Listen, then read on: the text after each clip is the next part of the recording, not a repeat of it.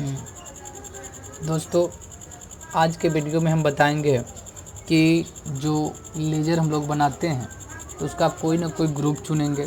और इसमें से मैंने पहले वीडियो में बता चुका हूँ कुछ, जिसमें से है capital account, this record the capital, यानी कोई भी कैपिटल का लेजर बनाएंगे तो कैपिटल अकाउंट में जाएगा। Reserve, any type of reserve का लेजर, रिजर्व एंड सरप्लस। अगर आप इसको डिटेल से तो पिछले वीडियो में देख लीजिएगा। फिक्स एसेट्स, वैसा संपत्ति जो हमारे लिए फिक्स है, जैसे मशीन, बिल्डिंग, प्लांट, तो उसका ग्रुप फिक्स एसेट्स में जाता है। Current assets, it is converted into cash, यानी जो कैश में एक साल के अंदर में, जैसे बिल रिसीवेबल, कैश, स्टॉक, ये सब चीज़ करंट एसेट्स में जाएगा। बैंक अकाउंट, कोई भी बैंक का लेजर बनाएंगे तो बैंक अकाउंट, कैश का लेजर कैश अकाउंट में। डिपॉजिट एसेट्स, हमारे पास जो भी डिपॉजिट है वो डिपॉजिट एसेट्स में जाएगा। लोन एंड एडवांस, अगर हम किसी को लोन दे रखे हैं या एडवांस दे रखे हैं तो हमारे लिए वो लोन एडवांस, हमारे लिए मतलब कंपनी के लिए। स्टॉक इन हैंड, यानी कि अगर हम किसी स्टॉक का लेजर बनाएंगे तो उसका ग्रुप स्टॉक इन हैंड होगा। सन्ड्री डेटर, जिनसे हम सेल करेंगे क्रेडिट में, और तो मेरे लिए डेटर्स का अलग है। जैसे अगर मोहन से सेल करते हैं तो मोहन हमारे लिए डेटर है, लेकिन अगर उसी से हम परचेज करेंगे तो सन्ड्री क्रेडिटर होगा। अब है आगे current liabilities account, like outstanding liabilities, यानी कि जो एक साल के अंदर पेबल हो वो होता है करंट लायबिलिटीज।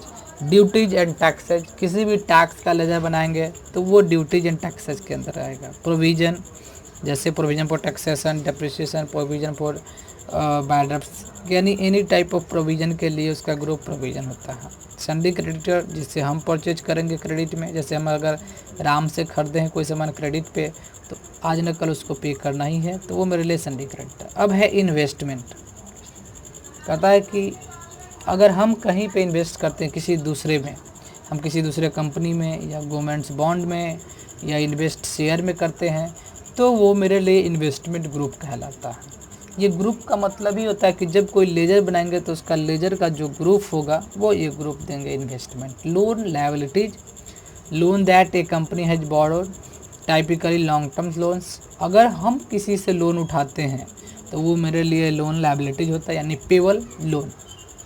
जैसे बैंक ओडी, तो बैंक ओडी अकाउंट और बैंक ओसीसी अकाउंट एक ही चीज़ होता है। कहता है to record the company overdraft account with the banks, for example with discounted, अगर हम किसी भी बैंक से जो हमारे अकाउंट में बैलेंस है उससे एक्सेस अमाउंट निकाल लेना बैंक ओवरड्राफ्ट होता है। और एक ओसीसी अकाउंट होता है, जैसे हर बिजनेस में एक ओसीसी अकाउंट ओपन करने का ऑप्शन होता है कि आप करेंगे तो उससे कुछ पैसा क्रेडिट पे लेके आप अपने बिजनेस को चला सकते हैं, फिर उसमें जमा करना होता है कुछ टर्म के बाद कुछ अमाउंट के साथ। सिक्योर्ड लोन, टर्म से लोन्स, यानी कि अगर हम किसी से लोन लिए और उसके बदले में कोई दूसरे वस्तु को हम अगर वहाँ पे दे दे गिरवी में तो वो मेरे लिए सिक्योर्ड लोन होता है। जैसे mortgage loan. Unsecured loan, without security का दिया हुआ लोन अनसिक्योर्ड लोन है। सस्पेंस, कभी कभी क्या होता है ना कि कुछ लेजर में ऐसा होता है कि उस ट्रांजेक्शन का अता पता नहीं है अभी फ़िलहाल, हमको कुछ आधा बात मालूम है आधा बात नहीं मालूम है, तो उस केस में जहाँ पे नहीं मालूम होता है वहाँ पे हम लोग क्या करते हैं, सस्पेंस अकाउंट खोलते हैं, और वो जो सस्पेंस का लेजर बनेगा वो सस्पेंस ग्रुप में जाएगा। जैसे देखिए, अगर मेरे बैंक अकाउंट में अभी 10,000 था और 5,000 क्रेडिट हो गया, फिर से 2,000 क्रेडिट हो गया और फिर से 3,000 क्रेडिट, यानी टोटल अभी 10,000 और क्रेडिट हो गया और अमाउंट बढ़ के हो गया 20,000। अब इसमें 5,000 हमको पता है कि राम ने दिया है तो राम पता है, लेकिन दो ट्रांजेक्शन का हमको पता नहीं है, तो फिलहाल हम क्या करेंगे, बैंक तो मेरा बढ़ गया पैसा से, तो बैंक अकाउंट डीआर और 2 सस्पेंस अकाउंट करेंगे 5,000। जब पता चलेगा कि वो 3,000 वो 2,000 किसी और ने दिया था या कहीं और से आया था, तो उसी सस्पेंस को हम फिर से ये राइट ऑफ कर देंगे। उस समय सस्पेंस डीआर होगा, अभी सस्पेंस सीआर था तो उस समय सस्पेंस डीआर होगा। अगर कभी सस्पेंस डीआर रहता है तो उसका राइट ऑफ सीआर करके किया जाता है।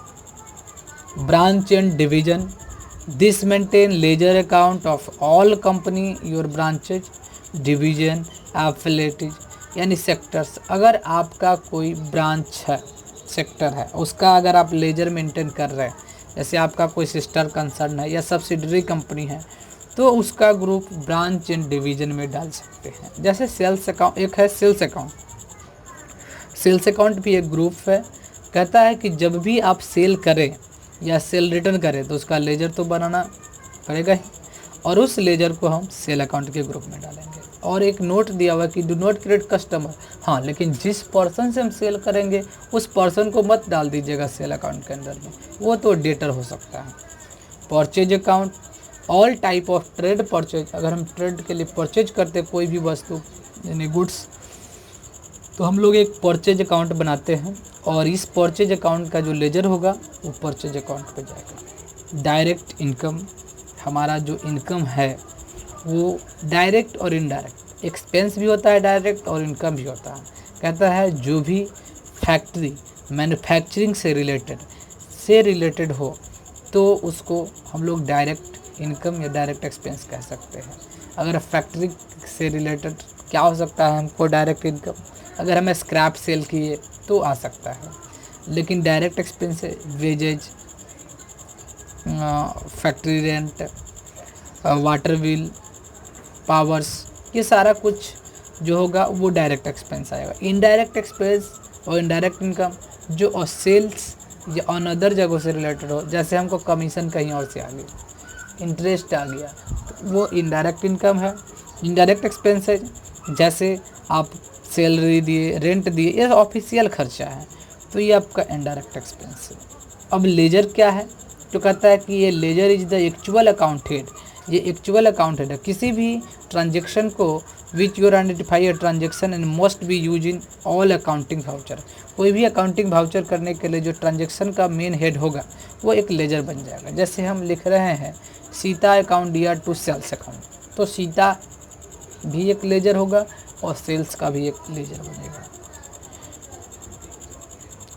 कहता without a ledger we can not record any transaction. Example purchase, payment, sales, receipt, etc. All those account head are ledger accounts, और all ledger have to be classify into groups. और जितने भी laser बनेंगे उसका कोई ना कोई एक ग्रुप होगा। Classification of ledgers to be appropriate group in very importance. और देखिए कैसे, जैसे हमारे पास दिया हुआ है, इसका मैं लैब बताऊंगा कंप्यूटर में। अभी हम इसका एग्जांपल बताते हैं कि कौन से लेजर किस ग्रुप में जाएगा। जैसे परचेज का ledger purchase account, purchase return purchase account. Freight charges, freight charges क्या है, फैक्ट्री से रिलेटेड खर्चा है तो direct expenses. Carriage inward on purchase, हम फैक्ट्री में कुछ सामान लाने के लिए जो भाड़ा दिए वो कैरिएज इनवार्ड ऑन परचेज होता है तो direct expense. Cartage and coolie charge दिए तो डायरेक्ट एक्सपेंस। ये सारा कुछ है इसमें।